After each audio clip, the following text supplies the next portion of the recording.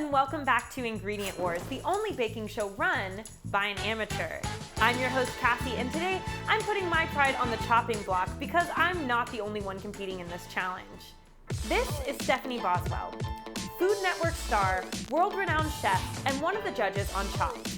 Inside this box, Stephanie has picked all 5 of my ingredients, and at the end of this episode, we'll reveal what she made out of them herself. Let's see who does it best, the amateur or the world-renowned chef. Good morning, Cassie. Your favorite big sister, pastry chef, here for you. So, your 5 ingredients, I was thinking about this and I took a lot of time to contemplate what to do because I would like to send you something crazy that you've never seen before and you don't know how to cook with. But then I thought, where's the fun in that? You know what I want to see, Cass? I want to see what you do when I give you a layup. I want to send you a love letter and then just let your creativity go because you know the ingredients are gonna work great. They're gonna be fine. They're gonna taste good together. I want to see what you do with that. I want to see what you do when you have complete creative license and your artistry can shine through. So, part of my love letter to you. First item up. Gluten-free almond paste. Already I'm confused. Some gelatin, dark chocolate chips, some black cherry fruit spread, and lastly, some coconut cake mix. I want you to take these items that we know already taste good together. You're not gonna have to stretch your brain. All of these work together. I'm starting to think she has a very clear vision in mind, and I'm not so sure what to do with all this stuff. All of these work together. Do something incredible. I want to see something that looks amazing because we know it tastes amazing. Challenge accepted, and I'll do the same on my end. We will reconvene. All right, I love you. Good luck. Happy baking. Mwah, mwah, mwah, mwah, mwah. So our 5 ingredients today are coconut cake mix, almond paste, gelatin, dark chocolate chips, and black cherry jelly. These are some interesting ingredients, but I think I have an idea of what I'm going to make. A 2-tiered coconut cake layered with black cherry jam and chocolate pudding and topped with an almond buttercream frosting. But first, last week the masked judge gave my butterscotch relish pie a thumbs up, meaning that this week I get to spin the wheel of advantages. So let's go do that. Let's see what I get.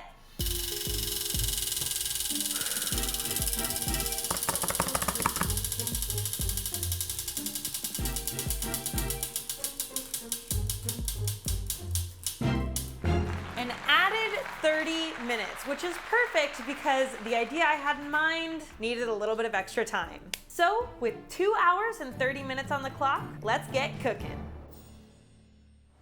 I'm gonna put the saucepan over medium heat and I'm gonna pour about 3/4 of this milk into this pot. Gorgeous. With the remaining 1/4 cup of milk, I'm going to add in about a teaspoon of my gelatin sprinkled over top and set that aside for 10 minutes to bloom. Now I'm going to add in my dark chocolate chips. And we're just gonna stir until that's completely melted. Okay, well, I guess that's completely melted. Not off to a great start. We're going to take that off the heat now and I'm going to add in like a dash of vanilla.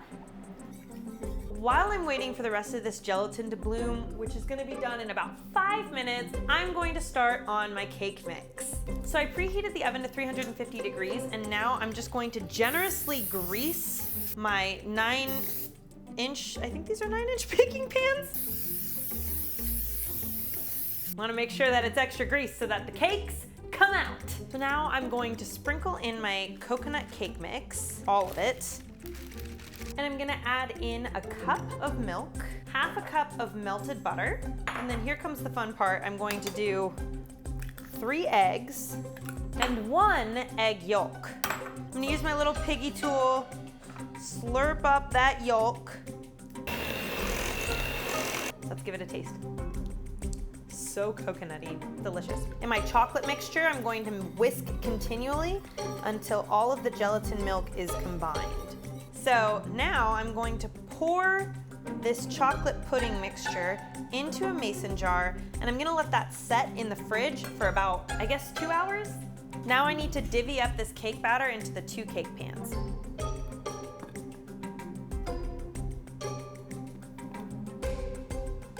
I'm going to stick these in my preheated oven at 350 degrees. Okay, so it's been about 25 minutes. The cakes look perfect. They're fresh out of the oven.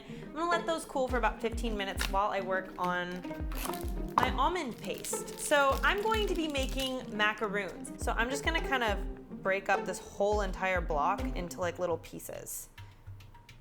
Now these macaroons that I'm making are going to be very, very simple. Like 3 ingredients: almond paste, some sugar, and egg white. Now I'm going to add in about half a cup of white sugar. Okay, I don't know what's happening, but it's fine. So now I'm going to add in my egg white.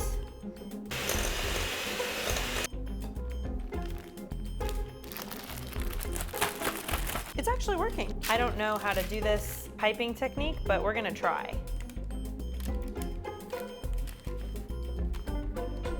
It's very thick. Oh!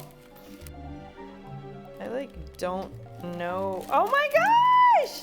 It's so ugly. You know what though? It's okay because I was gonna crumble these little macaroons on top anyways, so it doesn't matter what they look like, you guys. Now I'm gonna bake my macarons in the oven at 325 degrees for about 20 minutes. Okay, so now I'm going to just go ahead and turn out, oh, these perfect cakes. Look at how spongy. Yes.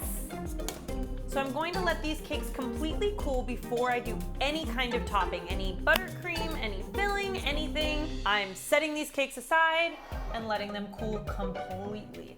But just because we're not going to ice the cakes just yet doesn't mean that I can't start on the buttercream frosting. I needed a cup of softened butter. I'm gonna add that, a teaspoon and a half of vanilla, a little pinch of salt, a little bit of powdered sugar at a time until we get the perfect consistency and the perfect flavor.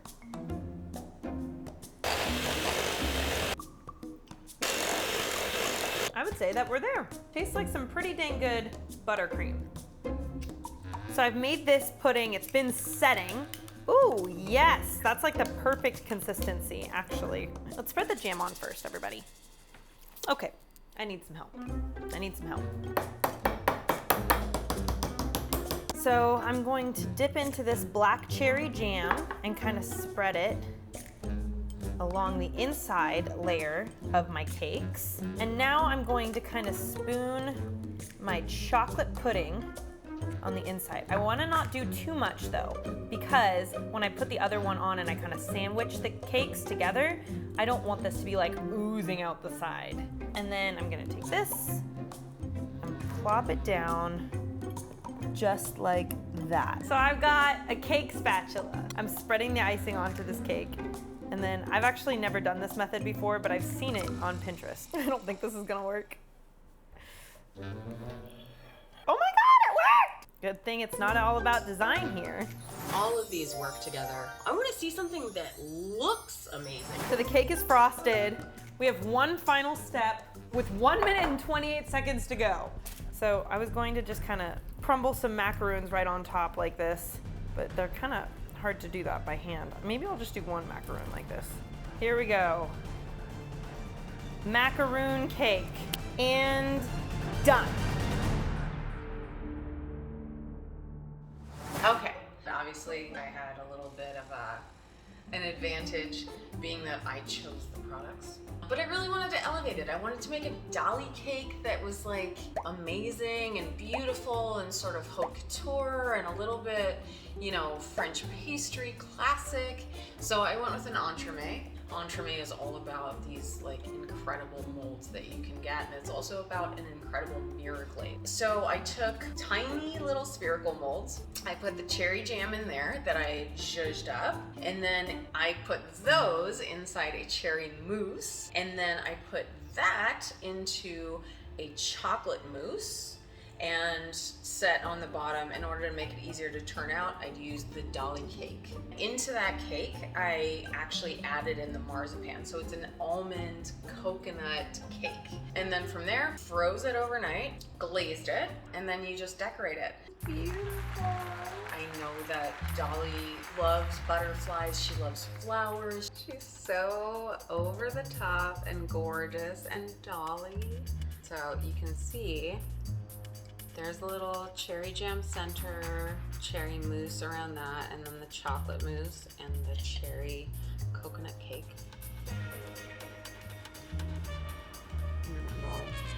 I have outdone myself.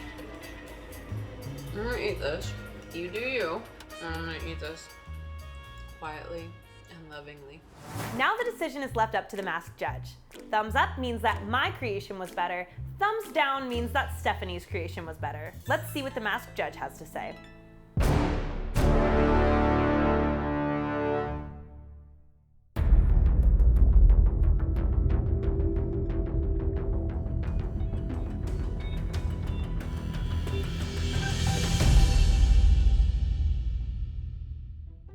Well, it looks like the masked judge voted that Stephanie had a better creation than mine.